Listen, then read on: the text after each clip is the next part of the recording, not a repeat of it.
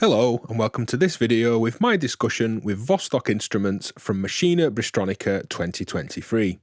I'd like to mention that Machina Bristronica 2024 is happening on the 12th and 13th of October.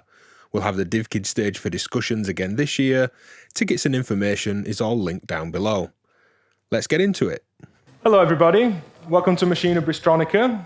I hope you're all very well. I'd like to welcome Jose from Vostok Instruments. Thank you. Hi, everybody. How's it going? Well, fine. It's my first time in the UK, so it's pretty exciting. It's a good thing to come over for. Well, you entered into this space, the Eurorack space, with, 4 modules. You came in and made a bang. Yeah. Quad oscillator, envelopes, VCAs, utilities. Yeah. But you do have a history in the Eurorack space that people might not be aware of. Can you maybe run us down where you started with designing modules? Yeah. Well, I started with Eurorack itself maybe 8 years ago, and I was into analog stuff, and I started to build my own stuff, like the first mutable synthesizers, and then I saw the launch of braids, and it blows my mind, some kind, and I started at my hometown to build my own PCBs for mutable modules because I couldn't afford it. And eventually, I started to be more involved in synthesis, and I started to work in an academy teaching synthesizers. And then I say, well, could be nice to organize the FACO workshop in the academy. So we organized it. It was super nice. I met the FACO guys there. We just connect, and they invite me to Barcelona to make a workshop there. So it was like quite nervous, because for me, Barcelona is like the cornerstone in Spain from Eurorack, and the FACO is like the originators of all of it. And I was there, and I was like making a workshop with them, and when we finished, it was super nice. A lot of people, it was super fun, and they say, well, maybe you want to stay with us. So I started to work then, like 6 years ago, and yeah, that's how I entered officially into design modules. I was learning a lot with them and by myself. My main work was sales mostly, but I had the opportunity to have a lot of time designing with them, and yeah, so I was making a lot of projects with the FACO, and eventually, like 2 years ago, I was playing a lot live with the modular. And I say, well, there is some modules that I would like to have. And I don't see anything like that, or I would like to build my own to be like as I want. And I started to do that in parallel, like in the afternoons, and I started to build my own modules just for me. But then, friends started to say, well, this is nice, this is good, why you don't release it? So yeah, everything started like I put a name, I searched for a name, a design, like a work style, book style, and that is how it begins. Like in 2020, officially, Vostok was born in 2020. Okay.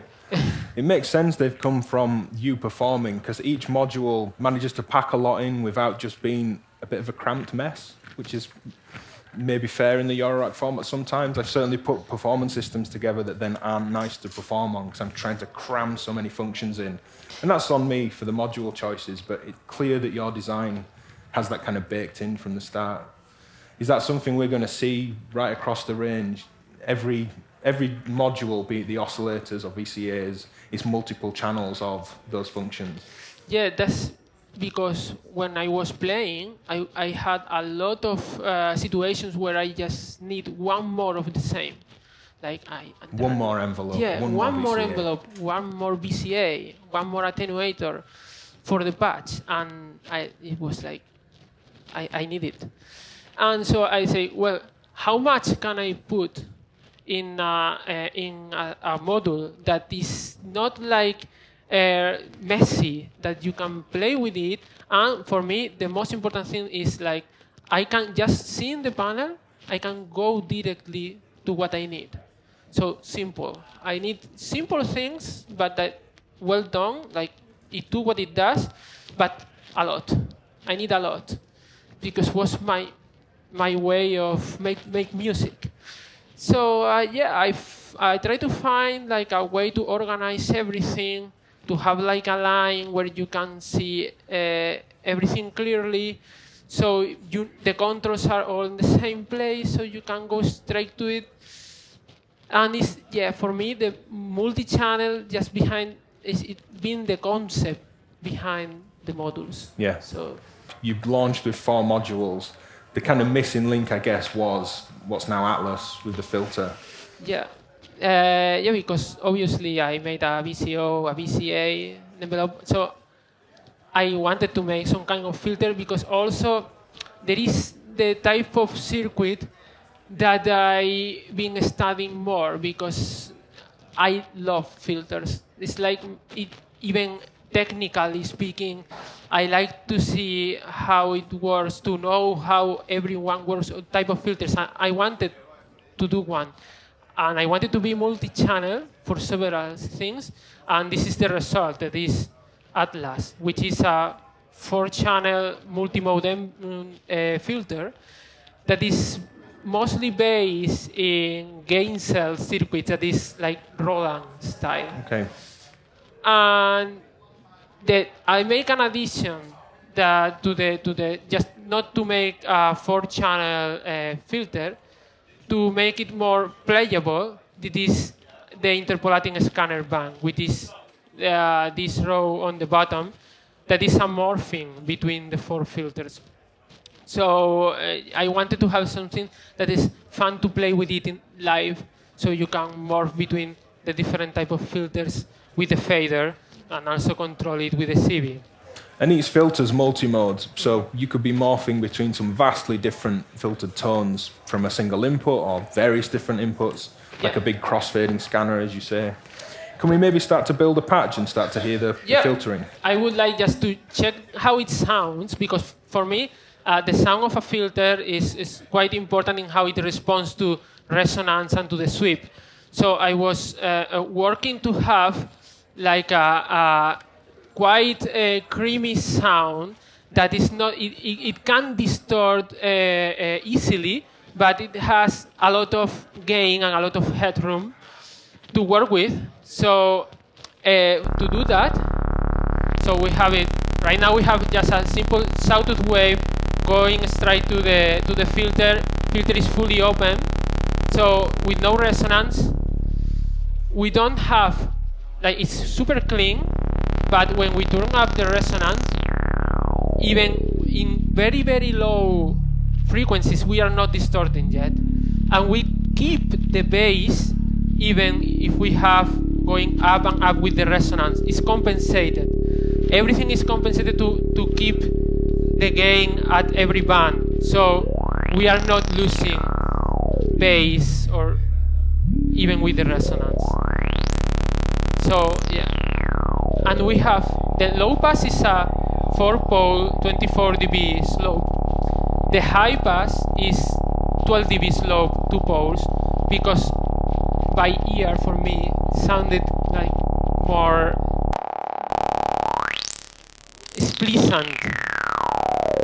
It has more air. Yeah. Yeah, 4-pole high passes can be a little bit aggressive. It's too aggressive. But for the band pass, first time I say, well, 2-pole sounds really good if you try it in other filters, like in Atlantis from Intelliger, it sounds great. But I wanted to have a very narrow bandwidth to make some kind of multi-channel resonator. Yeah, when 4 of them stack together. Yeah. So it's super narrow. Super narrow, the bandpass. It cuts a lot, but when you play with several channels, you can have, for example, if you put a breakbeat inside the module, you can go to this point that it starts just to resonate a little bit and play with the volume of the input and have super playful resonant filter bank. Because another thing that I do is to make this type of pads is to normalize the inputs. I like to do that because it's just not make you to use less cables, but it also is always useful to have the same signal going straight to the rest of the channels. And if you don't want it, you just put a cable and you just track it. So right now, our signal is going through the whole 4 filters. So yeah, and we can, for example, if we go and we put the rest, we can go straight from here. It's better, I think. From the mix.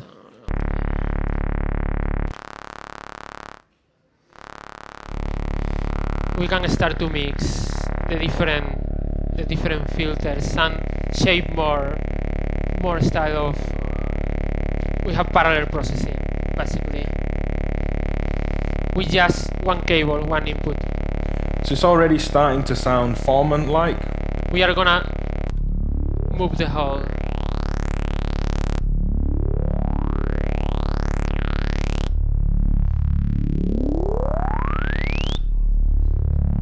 And start to sound like more interesting because both the audio and the frequency are normalized, and with one signal, CV signal, and one audio signal, you are moving all the filters at the same time. And this is even more interesting when you use the scan, because the scan is morphing the audio itself. Yeah, it crossfades across the 4 filters rather than blends them together as you are doing there. Yeah.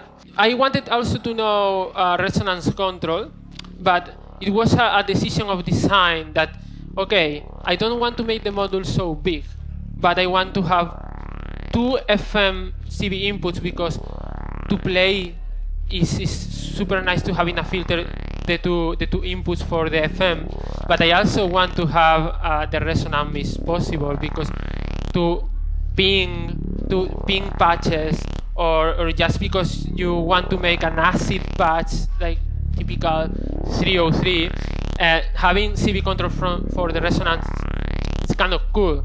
So the decision what I made is say, okay, the second CV input is gonna be selectable, so you can switch and you can say, okay, now I'm gonna have a second FM or resonance. So if we put another LFO here, for example, we're gonna attenuate it first.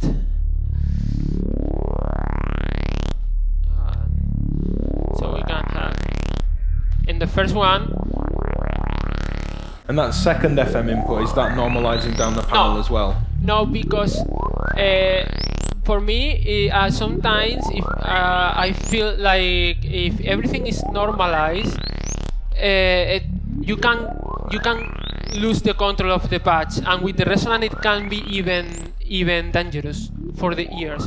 So if you have the resonance normalized and all the filters are receiving CV to the resonance and you have it turned up, it can even damage your ear. So I wanted to be careful with it. I want to be a bit careful, so I only do it in the first 2, just because this one has the resonance. If it wouldn't have the resonance, I would do it. Okay. Can we hear these scan between the filters rather than the mix in parallel? Let's make more. Let's start from 0. The scan basically it morphs between all the. So if we move the fader,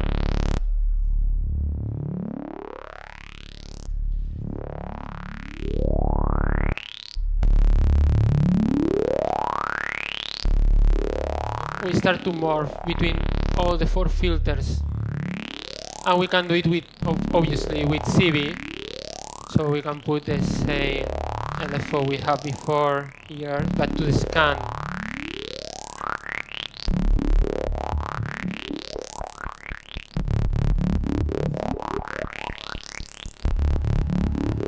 Can we remove the modulation of the cutoffs and just hear it? There we go.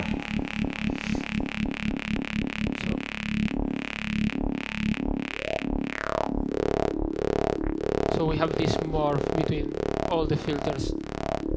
The scan responds from 0 to 10 volts. I made it to be useful with envelopes. So if you put it the fader at the starting position, with 10 volts you open the scanner. So if you are using a bipolar signal, if you want to make a ping pong, you put it on the middle, and you can just move left to the right. So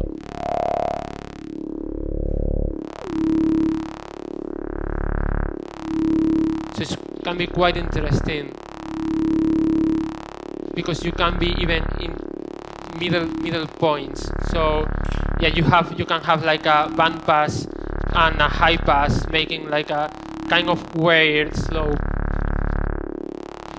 Yeah, and it's quite playable in live sets when you want to just change a sound and remove for example, remove the bass. And yes, so you can just sweep the scan and have different type of filtering live. So yeah. So can we start to add some more modulation to the separate filters? Yeah.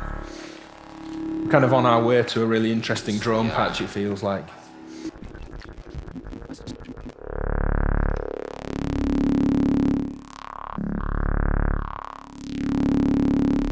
Yeah, you can, and still you have all the second CV inputs available, so you can go quite farther with it. Another about the filter core, there is another patch that we can hear that I like it a lot. That is using ringing the filter to make like Roland style percussion, like kick drums, toms. It's quite easy to do with this filter. So I would like to show you that, because I think it's quite interesting to hear. So the filter, as it has let me lower the volume. As it has the resonance compensated, the sine wave is also super clean. So it's almost a perfect sine wave without distortion. And that makes the module perfect when you want to make like a very deep kick drum or toms, like the 808, just with a gate signal. So if we just pick a gate from a sequencer, go to the input, audio input, we send it, and we just go straight to the output. Now we are going to be in low pass mode. So just pinging the filter input. Yeah, we are pinging the filter just with a gate.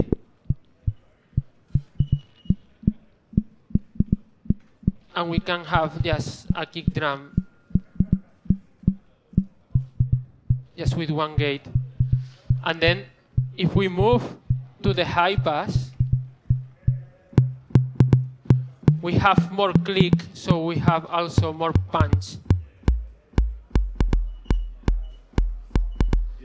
And it sounds quite nice. And you have 4, so you can even make a drum pattern with the rest. It's just with gates.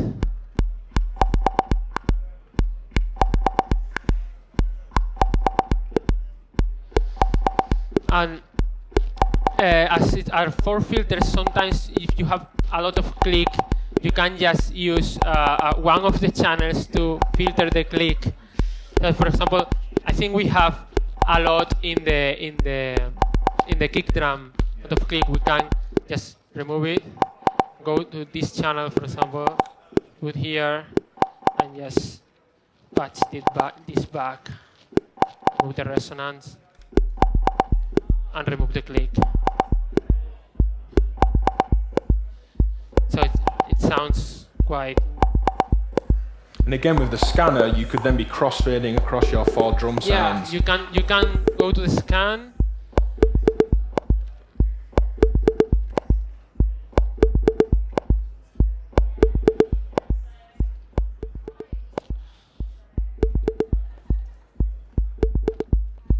And make a scan between the whole and be zooming the rest.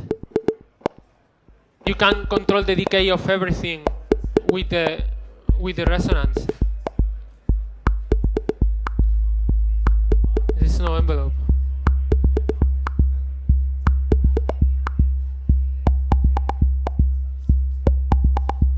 So yes, that's a thing that is possible to have because of the compensating resonance, because it makes it sound like it's compensating itself when it's ringing.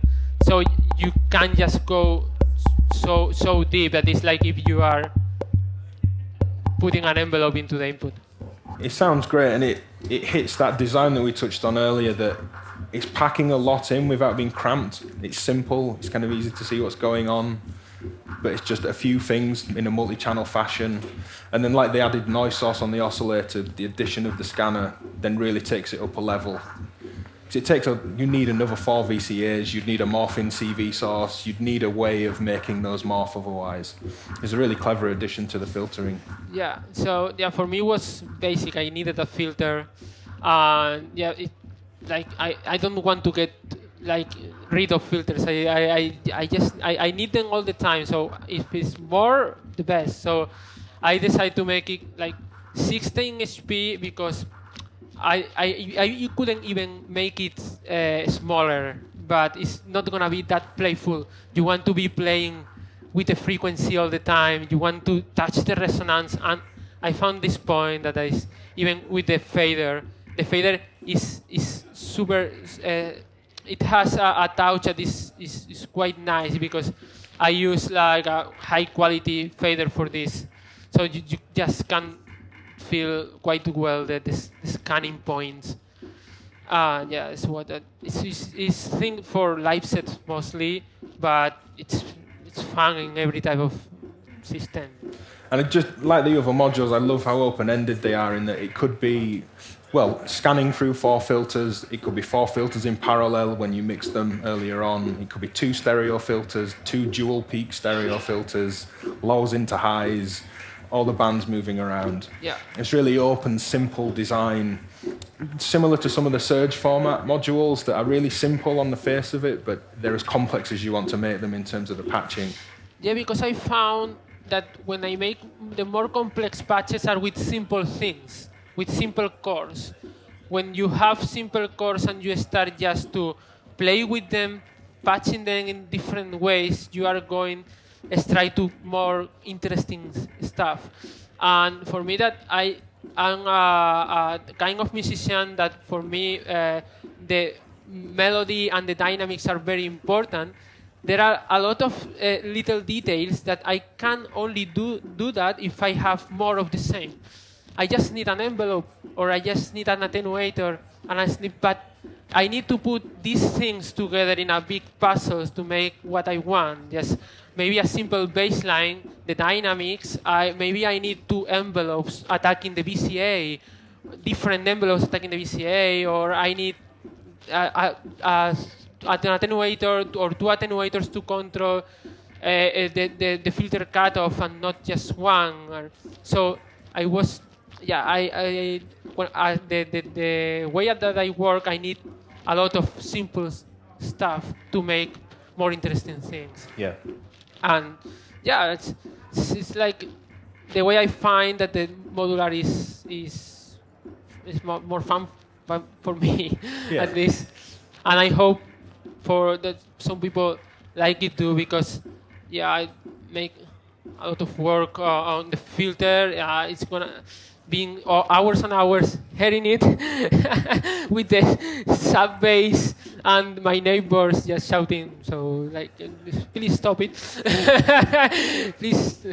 Well, it's certainly coming through on the system in here. Cheers, everyone. Thanks, Jose. I hope you enjoyed that video with Jose from Vostok Instruments. Thanks to everyone that came to the talks live and to the team at Machina Bristronica. I hope the audio issues the team had in this one weren't too distracting, and watch out for more of these event videos going online too. Bye!